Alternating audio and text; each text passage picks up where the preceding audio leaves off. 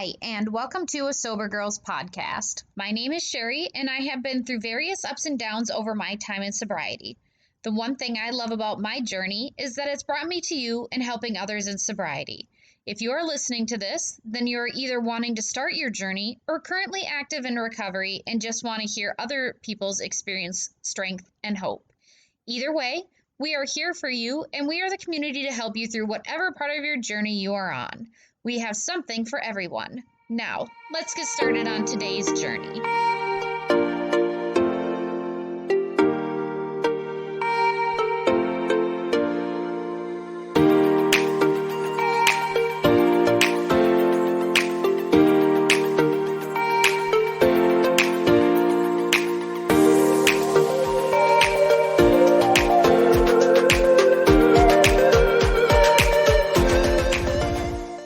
Happy Wednesday, fam. I hope that you had a great rest of your week and your weekend. I apologize if I sound a little stuffy.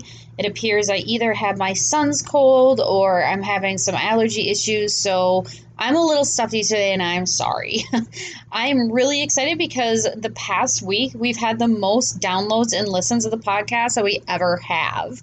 I don't have a goal or number of people that I need to listen. I just love knowing that people can hear our podcast wherever they are and hopefully get answers they're looking for or at least pointed in the right direction. I had an awesome meeting on Saturday with my home group. I feel like every time I have a meeting or hear someone speak on their sobriety, I grow, and that's such an awesome feeling. And I want you to have that feeling too.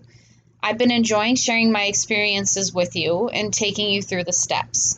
Step work is truly the cornerstone of staying sober, but the part of step work we don't talk about enough is mental health. Now, I'm not a doctor, I'm not a therapist, I'm not here to give medical advice, but we are here technically at the fourth step. And while I want to explain that to you, I want to talk about what it actually encompasses, because the fourth step, taking personal inventory, it can be really scary. As I did mine and wrote out all my transgressions, the more I remembered, the more it became embarrassing to me, but also it was very humbling. What I saw as I did the fourth step was the character defects that I had. When we do the fourth step, there's a formula that you do, and it's in the big book or in the 12 by 12, either one of those, and your sponsor will walk you through it. It's not like math, but it does work. And a lot of different sponsors will use different things, and there's another book, I can't think of it right now, and I really want to say it's like something, it's got the name Joe in it, and I would have to look it up. But when we do our fourth step, we write down what happened to us, why I'm resentful, and what it affects. So what happened to us is the resentment. The cause is why I am resentful. So it's basically the action, what the cause was. And the list is where we get to explain how it hurt us and our self-esteem, our pride, emotional security, finances, relationships, sexual relationships. There's a lot of different things that can be affected.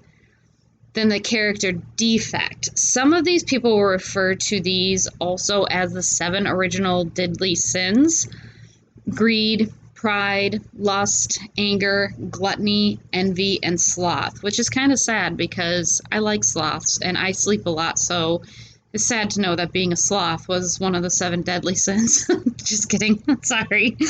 Now, when I say character defect, what I'm talking about is our emotional response to the cause.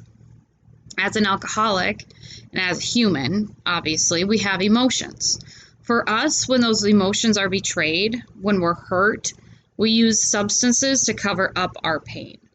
We think that this is the way to solve the issue. And we probably don't think that it's the way to solve the issue initially. It just feels really good, right? It feels good to be free. It feels good to not have to think. And at that point in time, that's our way of being free, is by using a substance to cover up the pain. Sadly, we don't always know what we're doing, but as we take inventory, we can see how the past and our hurts affect the addictive personality. For those of us who don't have an addictive personality, there might not be as much of a substance controlling their life, so to speak. Things happen to us. It triggers responses such as fear, selfishness, self-seeking, resentment, self-pity, egotism, guilt, impatience, just to name a few.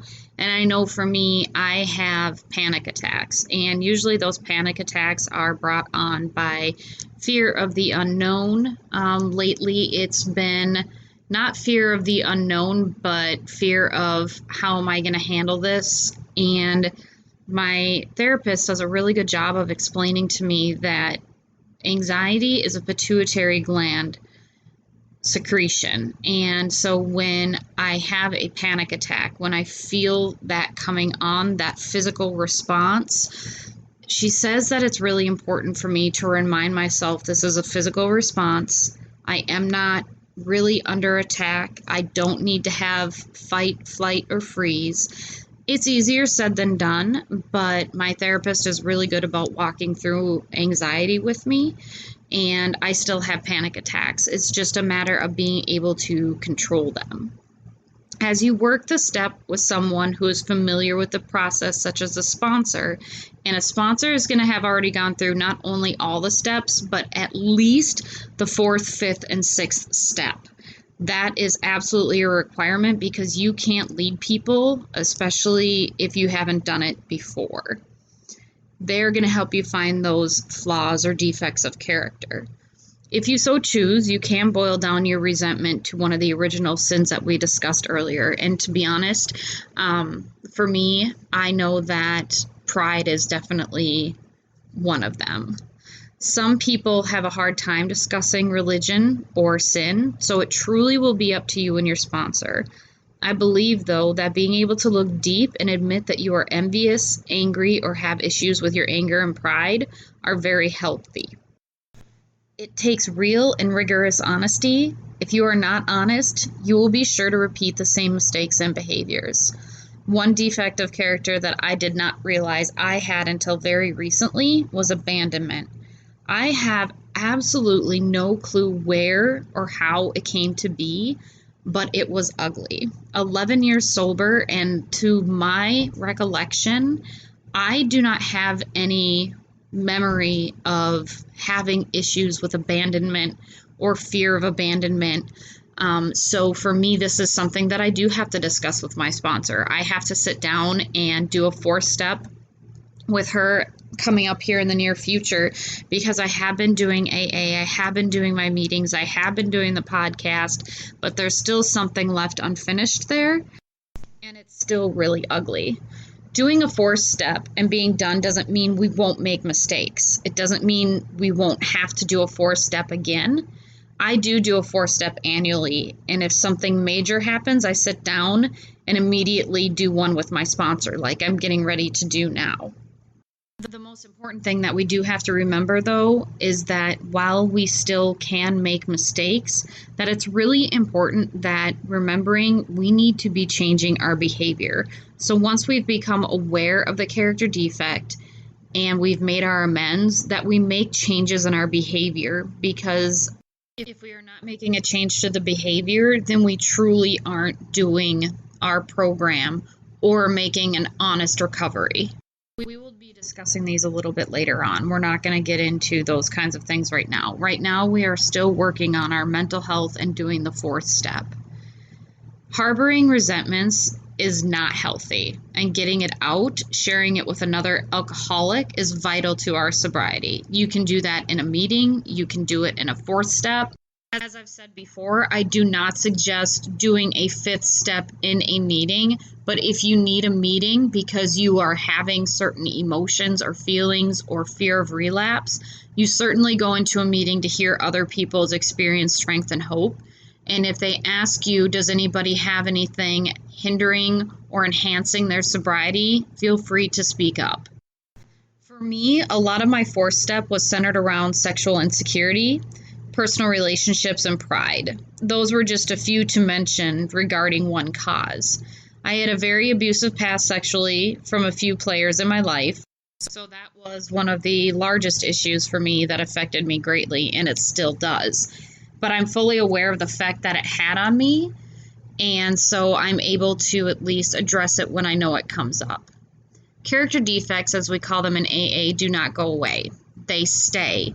What goes away is the desire to numb the pain with a substance. AA helps keep us sober. It teaches us how to stay sober, 24 hours, one day at a time. Once we have identified the root cause of our drinking or using, for some of us, while that program gives us a solution, we need outside help. And that's what I really want to talk about. Some folks certainly can use a program and get through the steps and find that they do not suffer from the maladies such as depression or anxiety.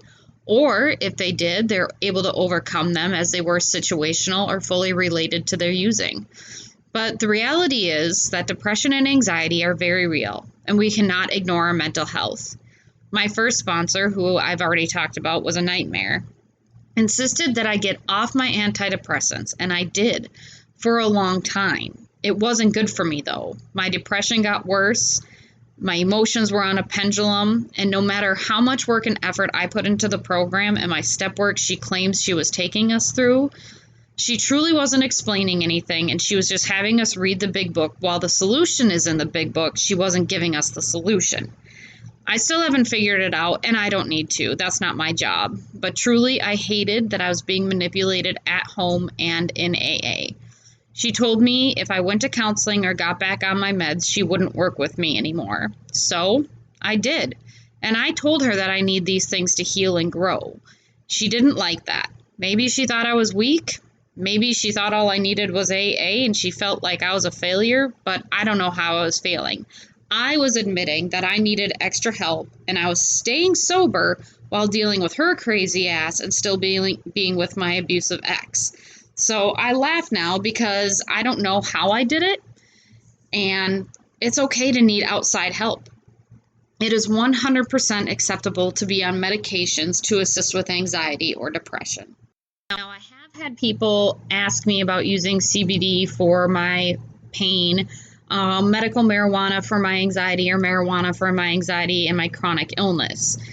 For me, due to my addictive personality, and that being one of my former drugs, I simply do not entertain that as something to help me. But there are people who are in recovery who choose to use those products. We cannot and should not look down on those who do. As Tyler and I discussed last week on the podcast, for some, pills are not an issue. Marijuana is not an issue, but alcohol is. I know a few people who cannot drink alcohol, but have no issues with marijuana or pills. I can't take any pills or use marijuana. And when I take pills, it has to be very controlled and monitored. Being honest with medical personnel is hard, but necessary. And when I say marijuana, if you choose to use it recreationally, that is up to you. If you choose to use it medically, that is also up to you.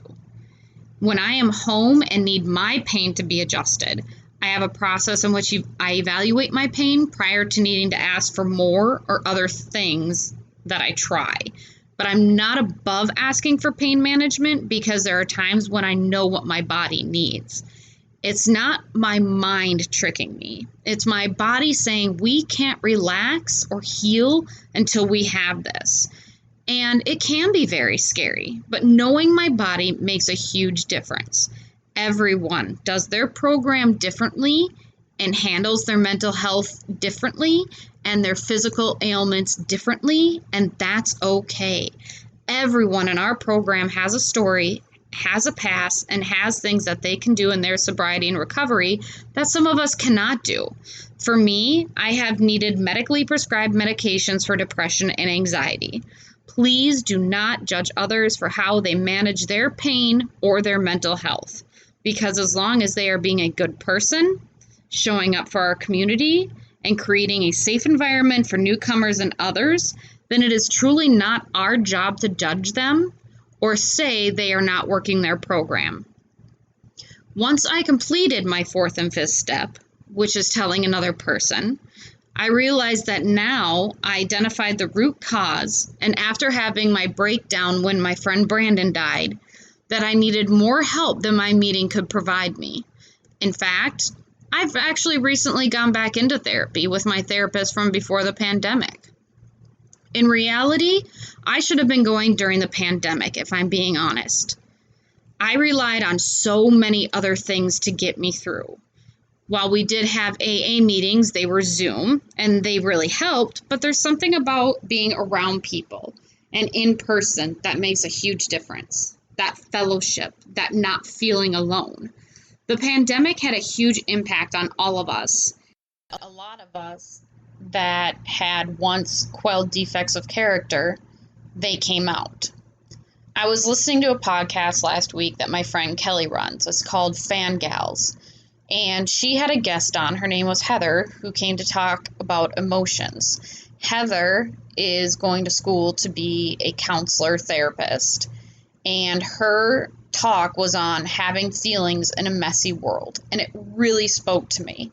I suggest you go to listen to it if you have the chance. It's the most recent episode. It's number 39. It really hit home with me, and talking with Heather and Kelly after the episode, I realized that while we talk about the solution in AA, there isn't always enough talk about mental health help, which is part of being in the solution. For me, taking care of my mental health is being in the solution. Erratic emotions ruined a lot of things for us. We played the victim, harbored resentments, and found fault with everyone else and not ourselves.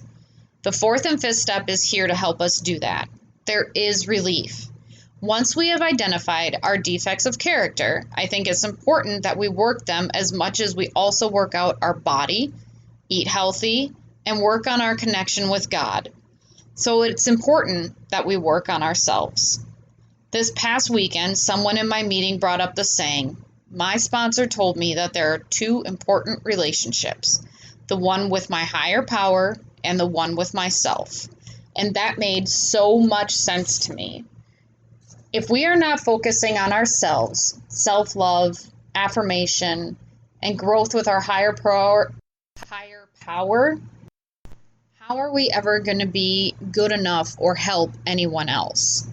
The 12 Steps and 12 Traditions book does an awesome job of going into detail about what I talked about here. I find that doing the reading and research for these episodes not only reteaches me so much, things I don't remember from years ago, or things that can still help me now, like realizing that I can be envious and my pride was hurt. I hate admitting those things, but if I don't, I will have resentment, and I need to keep my side of the street clean and do my job. I cannot control anyone or anything else. Just myself, and recognizing my shortcomings helps me to do that. I'll be honest with all of you and myself. I'm so scared of relapse because I don't want to fail. I don't want to have my pride hurt. And that's not a good reason to not want to relapse. Because fear or relapse, a failure of pride, is surely one way to relapse. So I'm honest with myself about those fears, and they keep me sober. You don't have to be ashamed of your character defects, but they don't identify who you are. Don't let them control you or identify you. There is the time-tested saying that we are as sick as our secrets. The secrets we carry around with us that weigh us down. The same secrets that we promised we would take with us to our grave. Maybe we can be free, truly free, from the chains of the past that haunt us. We will not regret the past, nor wish to shut the door on it. I hope that this episode gave you some comfort and insight into what to expect from the fourth and fifth step. I truly believe that those steps are something that have to be discussed between sponsor and sponsee, which is why I didn't go into heavy detail about the process. Every sponsor will have a different process for going through the personal inventory. Your job is to be honest, transparent, and willing to work through your shortcomings. And don't forget, if you need outside help, then get it. The most important thing is your ability to stay sober. I realize that I have also dropped the ball in the past 2 episodes talking about my gratitude list. So I am going to talk about my gratitude list, and it frustrates me because I hate when I forget things, and I've had so much on my mind lately, but getting back into a routine, getting back into worrying about and taking care of myself and my mental health has really helped me continue to grow along spiritual lines. And remember, we claim spiritual progress, not spiritual perfection, or progress over perfection, spiritual growth. However way you choose to look at it, progress over perfection, always. Even if it's just 1%, be 1% better than you were the day before. But I digress. So I'm just going to talk about a few things the past few weeks that I have gratitude for and hope that it helps spark some few things in you. I've been getting more active on social media on the recovery side of things, and it's been amazing. I like being able to go online and see that there are people like me who are not only excited to be sober, but are cheering others on in their sobriety. I am grateful for a sober community at home, here, online, all of you. I am grateful for all my friendships, all the people in my life that have taught me lessons, brought me happiness, grown me as a person. I am grateful for the other people in the podcast community, Jessica from Wife of Crime and Kelly from Fangals Podcast. They both helped me immensely this week and gave me some great confidence in myself and in my podcast. I'm working towards moving on to Patreon and having a book club there, and I was struggling to find out the website, and I reached out to Jessica from Wife of Crime because that is absolutely one of my favorite podcasts, and she was so helpful and so kind, and she is so hilarious. If you are a true crime fan, I would suggest checking out Wife of Crime. She and her husband Russ are hilarious. And Kelly from Fangals, she was the one who suggested to me doing Patreon. We were bouncing each other's ideas off of each other regarding our podcasts and how we wanted to continue to inspire others and help others. And she really helped me realize the importance of the mental health aspect in sobriety, something that I certainly didn't forget about, but I think something I forgot that is so important to our growth in AA. So thank you to Kelly and Jessica for your talks this week, for your guidance, and for your friendship. I am thankful overall for helpful communities and groups of people who share my passions and goals. That's something I've never had before, and I am so thankful for. Like my Peloton group. Love my Peloton group. I am also thankful for fall because, let's be honest, who doesn't love a cute sweater outfit? And also, I am very thankful for the ability to be able to grow and find new ways to serve others and be a good friend, wife, mother, and daughter. I'm not always the best, but progress over perfection. Thank you for listening, friends, and I hope you have a great rest of your week. Thank you so much for hanging out with us on this episode of A Sober Girls podcast. I hope we were able to help you on your road through recovery, or if anything, help you understand that if you are not active in recovery, but want to be, that you are not alone. We are here for you. Don't forget to subscribe, like, and follow us wherever you listen to your podcast so you don't miss another episode. Also, you can follow us on Instagram and Twitter at A Sober Girls Pod, and online for show notes and other information about sobriety at asobergirlspodcast.podbean.com. I hope that you have a great rest of your week, and until next time, fam, be well.